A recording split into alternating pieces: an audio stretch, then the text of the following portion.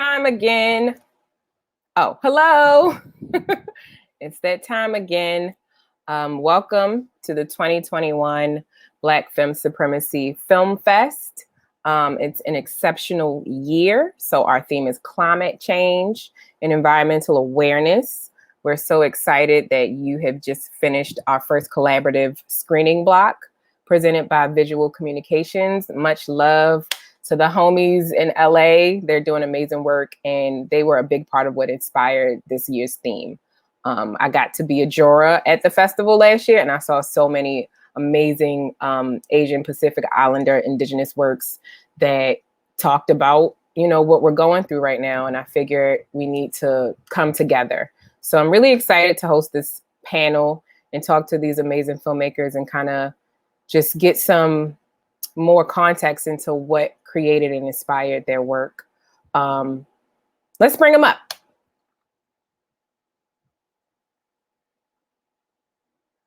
Hey, everybody. Oh, aloha, my name is Ty Sanga. I'm a director of the short film Hae Hawaii. Hi, I'm Kaia Rose. I'm the director of the short documentary Fugetsu-Do, and I'm also a climate communicator in the rest of my life. Awesome. Oh, you're muted. That's gotta happen at least once a show. Aloha, I'm Ciara Lacy. I'm the director of This Is the Way We Rise. Awesome. I'm just going to get straight into it. My first general question for whoever wants to start is, can you talk about what your artistic process for creating this specific film was like? Who wants to start? Always scary to go first. I don't mind jumping in though. Yeah, so Fugetsu-Do is about a small family-run Japanese sweet shop in Little Tokyo that's been there for 117 years now. Mm-hmm. Brian Kito runs it, and I've been going there for a long time with my mom. She's from LA, and there was just something about the store that just drew me in. It has this kind of amazing atmosphere to it. And there was something, I knew something of their story, of their family history, that Brian's father and grandfather had been incarcerated at Heart Mountain during World War II. And they had come back to LA and restarted the business, and it's still going now. And I knew that it hadn't been an easy journey. But what they make are these beautiful, brightly colored sweets that bring so much joy into people's lives. So there's something about that that really kind of, I think, inspired that little voice in the back of my head saying, this could be an interesting film. So, and the journey of making it, I finally got to meet Brian, and he's got this amazing kind of resonant radio voice that I just thought, oh, that would be such a great narrative voice for a film. And he was kind enough to sit down with me, and it took a good number of years to make it. And I was very lucky to be able to go film at Heart Mountain as well. And the people at the Heart Mountain Foundation are really amazing work they're doing there, and they were so welcoming. And I got to meet a lot of the community and work with the amazing folks over at Japanese American National Museum, who have this extraordinary home movie archive footage from Little Tokyo. So it all kind of ended up coming together. And I think, it turned into something that I didn't imagine at the beginning, for sure. But I feel very lucky now to count Brian as a friend, and I go to Fugetsu-Do whenever I go home to California. It's the first stop, always. And I thank you for having me. I'm really excited that you partnered with Visual Communications on this, because as you said, they're just doing amazing work. So thank you. Really pleased to be here. Yeah, you're very your film is very sweet, literally. So who's next? Who wants to talk about their artistic process for the film? I feel like Ty just pointed at me. So I'll go. With This Is the Way We Rise, I was really excited to create a story about an artist of color and their creative process. And so thinking about, okay, what's my creative process as I talk about someone else's creative process? And one thing about covering poetry and someone who creates poetry, I was trying to think of what's a way that I can embody poetry from a visual standpoint. And, you know, so much of poetry is about the metaphor, is about the simile, is about this like combination of ideas. And so what I kind of embraced from the beginning was the idea of split screen work as a way to present this non-binary this non-binary visual where you can take two very different images and get something new out of it. And so that was my effort and process to bring some sort of poetry to the visual that you see in the work. Awesome. Thank you so much. What about you, Ty? Tell us about your process.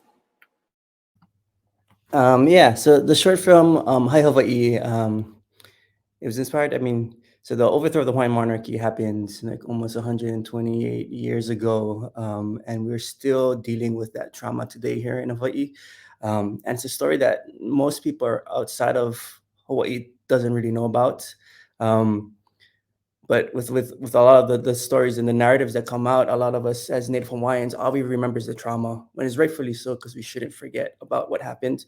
But what was missing was all the patriots, all the people that really fought for the kingdom to succeed, alongside with the queen, and all of their stories were disappearing. So this short film was kind of an amalgamation of all their stories, and I wanted to kind of almost introduce it to a whole new audience, for allow us to start healing again. So yeah, that's the basics of the process.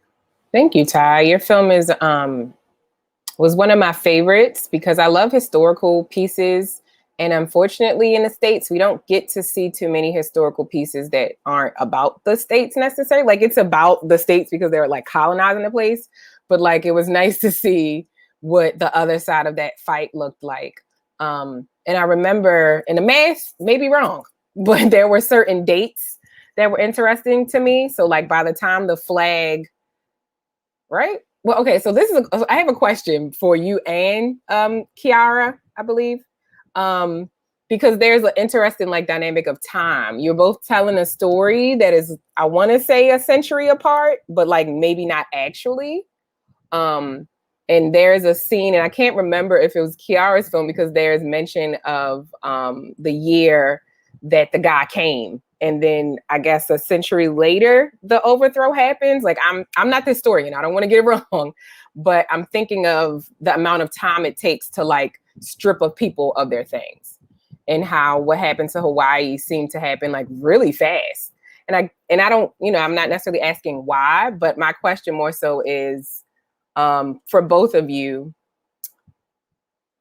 can we talk about like how much has changed and how much hasn't? And Ciara, I'm imagining you've seen Ty's film, so you know like what it looks like and what they're doing, and then to see what you're doing, and it's very much same players, same sides of the battle, even down to talking to your native brother who's working for the man. Like, how can you do this to us? So, can we talk about what's changed on the island and what hasn't changed? It's really interesting because knowing our two films were playing together, that was actually something I was thinking about. And like so much of this conversation about colonization is same, but different. And, I do feel like there's a connection in terms of This Is the Way We Rise and Hae Hawaii. I don't know, Ty, what are your thoughts? Sorry, there's a more outside. Hopefully that's not too loud. I thought it was actually really beautiful that you guys paired our films in this block. There's a Hawaiian saying, "Ika wa mamua, ika wa mahope." Our future is in the past. And like you said, there's a lot of parallels between her story and my short film. And that's what history is. It's very cyclical, we have to learn from our past in order to move forward. And a lot of our answers are in the past.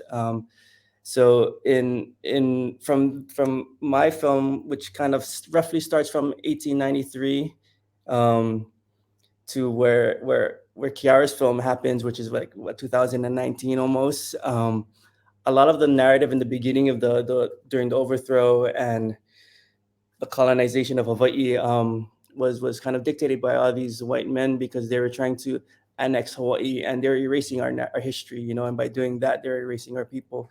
So a lot of it was kind of lost. And you see in both of our films, it's almost like, how do we keep telling the stories, you know? And that's the kind of the strength and what I guess our role as filmmakers to help these voices get out there, because usually they're not, you know, our stories are always kind of buried under the mainstream or forgotten. And it's kind of like our responsibility to start pushing that out there as artists. I don't know if I'm actually answering the question now on this path. Yeah. I mean, I think so. I think I hear some answers in that. And I do think there's a power to taking control over that narrative. It's about visual sovereignty. And I think being able to communicate our community's perspective brings power to us and helps to shift that perspective. So yeah, it has so much radically changed for the Hawaiian community over the last 200 some odd years. Absolutely. And has so much not. Yes, because we're still struggling under a power dynamic that needs to shift. So if we talk about uplifting the voices of our community, the hope is that in tandem, we're also uplifting the power of our community in every circumstance, whether it's the health, safety, financial success, political power across the board. And hopefully this is part of the solution. Thank you.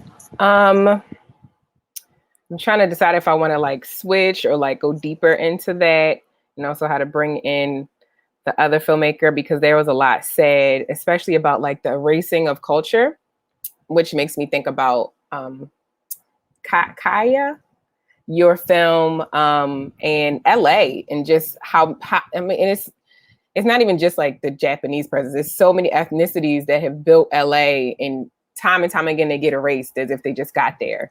So that's more of a comment, but I guess my question is, and I'm going to assume your ethnicity and say that you're white.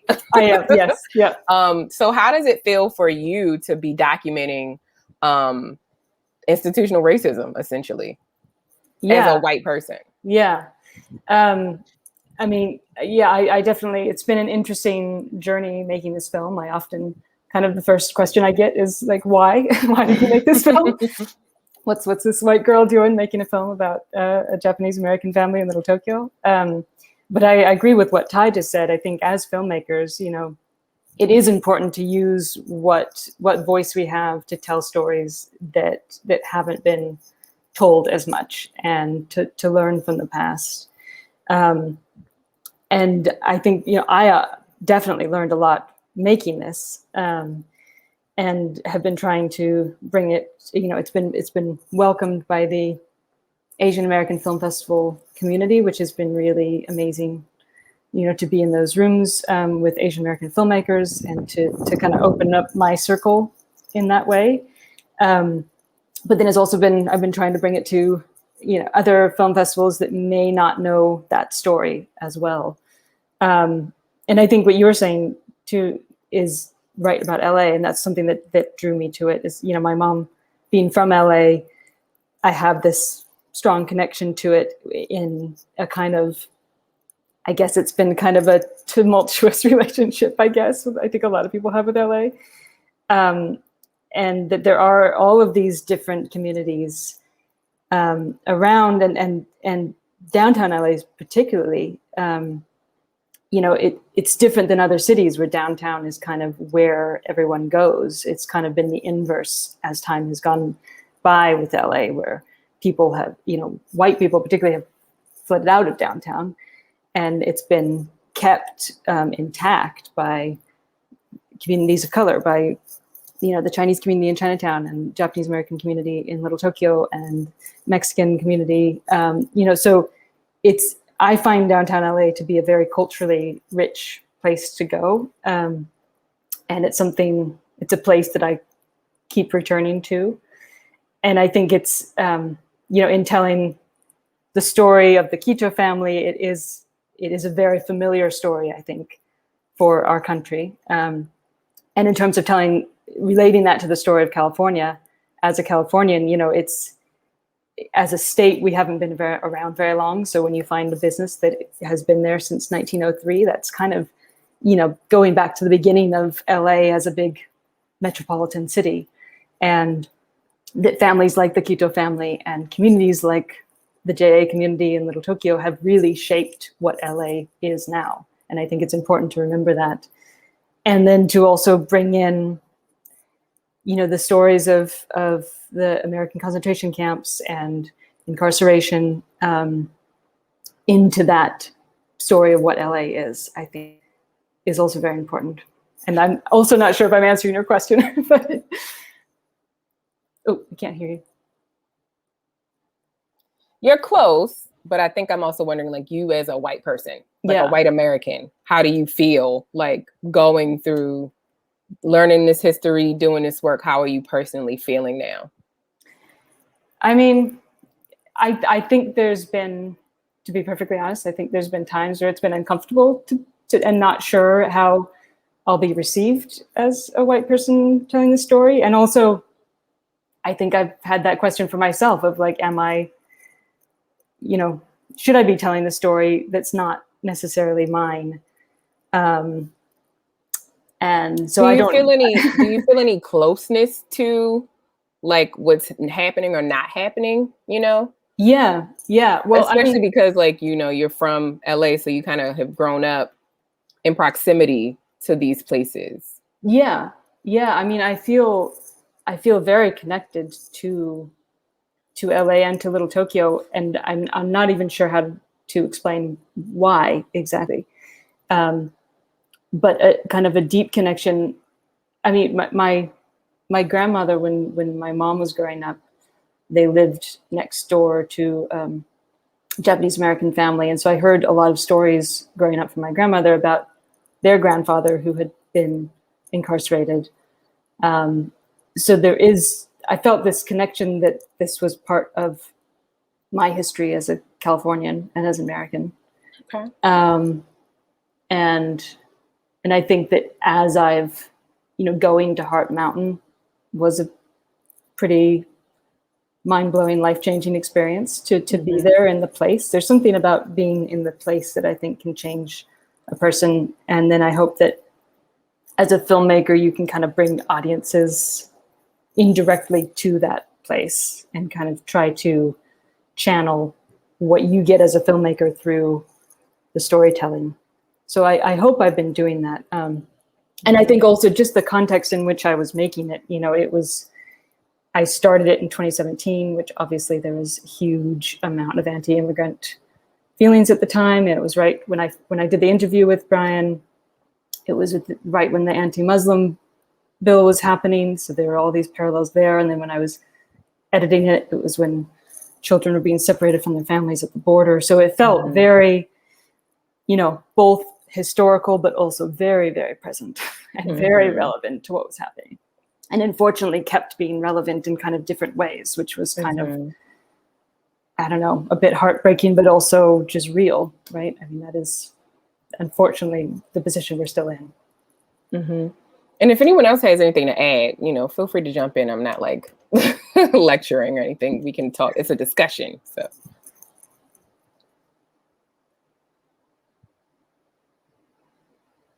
No pressure either way. Okay, so kind of taking that, what you're saying about like LA and California, I'm thinking about, for a long time, I think I thought Hawaii was like next to California. Just because of like the way that the culture works in the West Coast, like it's just very. And then when I actually got to spend time, I got to see how like ethnically diverse the Asian population is there in a way that it's not on the East Coast. So it's interesting to me that the oppressed group or the oppressed subject is the Japanese community in your film. And then I think about like Hawaii and what Japan has like been there as well. And it's really interesting to think that a place can kind of be dominated by all of these different oppression groups. And when I watched a lot of films, but mainly your film, Ciara, initially, I did not know that Jamaica was Hawaiian. I was like, that's not what I was expecting. And Ty, even in your period piece, I think I was wanting to see folks a little bit darker. But Jamaica said that 90% of the native population of Hawaii is gone, which was eye-opening to me. So now I'm wondering, what does it even mean to be a native Hawaiian today? What does that look like? You're muted. I'd love to hop on that, because it's a conversation that's not only true for the Indigenous Hawaiian population, but is true for, you know, Indigenous populations around the world. You know, part of the product of colonization was the idea that we would disappear, that Native and Indigenous peoples wouldn't last, you know, to where we are today.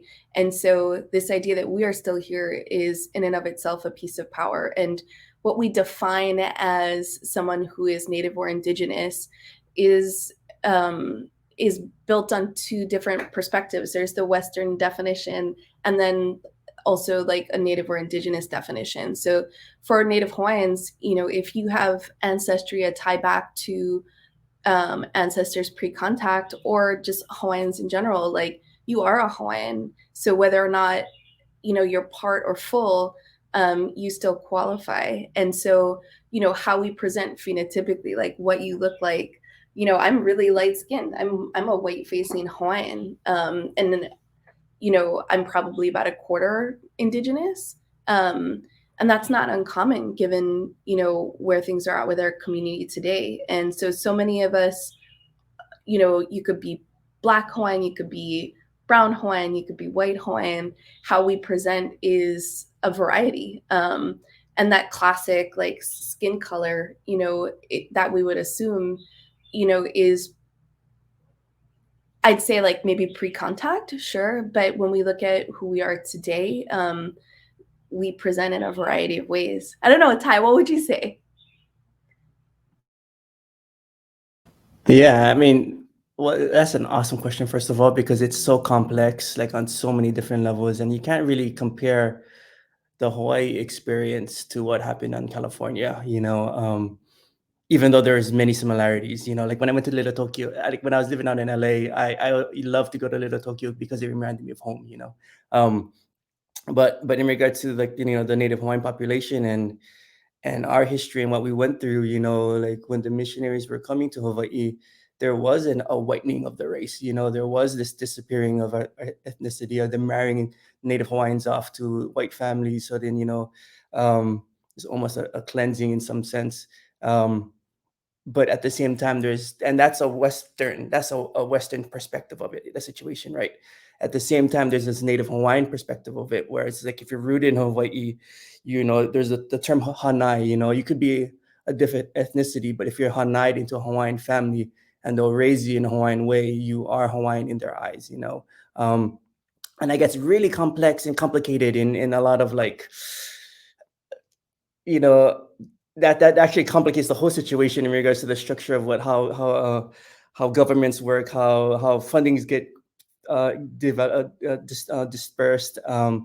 But that's just kind of like, as Native Hawaiians, you know, we knew that like that our people were disappearing, you know. By the time my film takes place in 1893, a quarter of the Hawaiian population was gone by then, you know. So a lot of them, they were dealing with that struggle of dealing with like prominent Hawaiian folks were dying off. So like they were figuring out how to persevere and holomua and move forward, you know, and a lot of it is the connection to this place, this land, and this reverence to this land of Hawaii.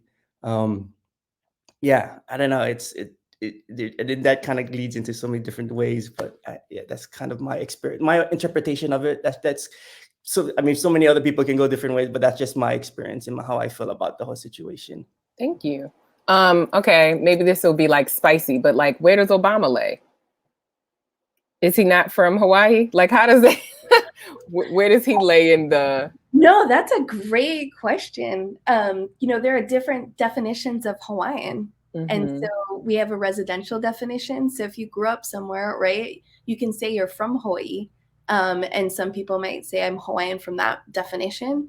I think there's also the definition of Indigenous and Native Hawaiian, which would mean that you have that ancestral tie. So I would say if we were looking at someone amazing like Obama, he would have that sort of residential history to him, and we definitely love and embrace him as part of our community. But he might not fall into the Native or Indigenous definition because he doesn't have that ancestry. Okay. And is he embraced? I mean, I'm not like an Obama fan. I'm wondering because Hawaii is so complicated, especially like literally right now, in the moment. So I don't know. That's a great, I think that's probably a complicated answer too, depending on who you're talking to. And we probably have like a variety of responses, but I think, at least there's a sense of hometown pride. Okay.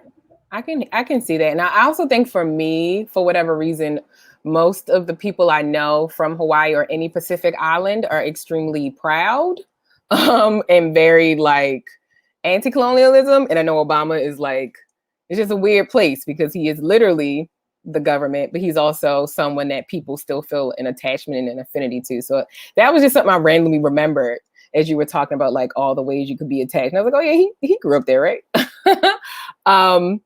So I think my next question is like, what's next for you all? What else? What other projects are you working on? If anything, maybe you're just living your life. That's okay too. What's next? I'll go first this time. I'm hoping to expand Hae Hawaii into a feature or series. It's such a rich story that deserves to be told, and that dove into. There's so many ways we can go with it, because there's so many narratives that existed that were taken away, were disappeared. So that's kind of where I am right now, and we'll see how that goes. That sounds amazing. I think a series would be so necessary. And I think in relation to that, I'm looking to do a pilot about the modern Hawaiian experience. So maybe Ty and I are sort of sticking in the same chronology, like the same pieces of time, but still like creating work that might inform each other. So that's kind of next. And then I'm working on my first animated short film about life just after the overthrow with our last remaining monarch, Queen Liliuokalani. So hoping to get back to that very soon. Sounds amazing. We love animated shorts. And what about you? What's next? Well, yeah, I work a lot in communicating climate. So actually that's kind of my day-to-day at the moment. And I'm so glad that you're focusing on this theme because I think this year I make films for myself on the side, but this year I'm trying to just dedicate most of my time towards that because it's a really important year in terms of what we've just learned from the scientists with the IPCC report and with another climate conference coming up at the end of this year. We really need to shift things in the right way. So I'm trying to elevate young voices, elevate Indigenous voices, and push ambition, basically. Yeah, it's an interesting time, man. And it's people do know the answers. Like it's not like we don't know what we can do or what we should do. It's just a matter of who's going to make people do things. So, but that's another conversation for you. That's a whole conversation we can have. So yeah, this has been lovely. I'm so grateful that you all came and gave us a little bit of your time on this random day that we were able to get people together. Because one thing I've learned about organizing in a pandemic, especially doing something related to climate and like the natural world, is like time is made up. So I do appreciate it that you gave us some of yours today. And I just want to encourage whoever's watching this to keep in touch. Do you all want to give us like handles or websites or something like that so we can know how to follow you? If you have any. Yeah, you can look up Fugetsu-Do Film on Facebook and keep track of our screenings there. And I'm Kaia Rose on Instagram.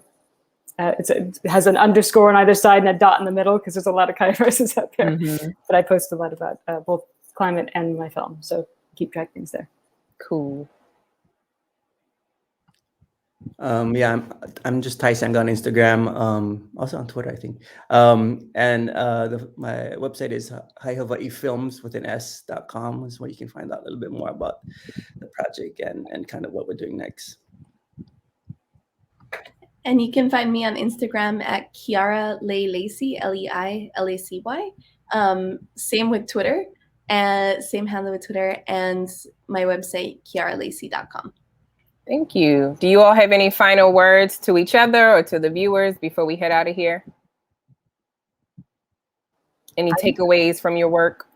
I'd just love to see what you both make next and how they intertwine with each other. It sounds really, I'm same as you, that I don't know nearly as much as I should know about Hawaii. So I'm excited to learn more from both of you.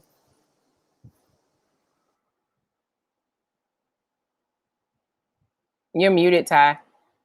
No, yeah, no, I agree. I think you have a wonderful film festival. I love what your mission is, and thank you for giving us the opportunity to share our stories. You know, it's hard to find our films out there, and in a collection too, because usually when you find a great film about Pacific Islander Asian communities, you just find one film, and it's hard to find the others. So thank you for doing this, and thank you for allowing us to share our stories. Thank you. Thank you, everyone. Just grateful for the chance to be here. So alongside Kaia, Rose, and Ty, and looking forward to seeing all the great films that you've put out into the world for people to watch. So mahalo to you. Thank you. Thank you, everyone. This has been great. Again, big shout out to Visual Communications. Like I said, I was a juror on their 2020 festival, and my world was just expanded by all of the amazing Asian and Pacific Islander and Indigenous films that I got to see. And I said, oh, we gotta find a way to like bridge the gap, because indigeneity and Blackness are not necessarily mutually exclusive. And we all have the fact that we have been, you know, stewards of the earth at some point in common. So I thought it was really, really cool and imperative to bring VC in, and they did not disappoint. So make sure you check out the VC Media short screening block. Make sure you check out the rest of the films at this festival from September 5th through 11th. We have a whole bunch of short films. We even have educational workshops. We have just worked really hard to kind of bring something that we think is going to hopefully help push the ball in the right direction, because, you know, we all share this planet and we really need to figure out a way to make people do what they need to do to keep it here. With that being said, more information is at bfsfilmfest.com. You can follow the festival at BFS Film Fest on IG and Twitter, and search us at Black Femme Supremacy Film Fest on Facebook. I'm Nia Hampton, the founder. If you would like to follow my personal social media, I would suggest you don't, and just follow the festivals. Yeah, see y'all on the other side of this panorama thing. Peace.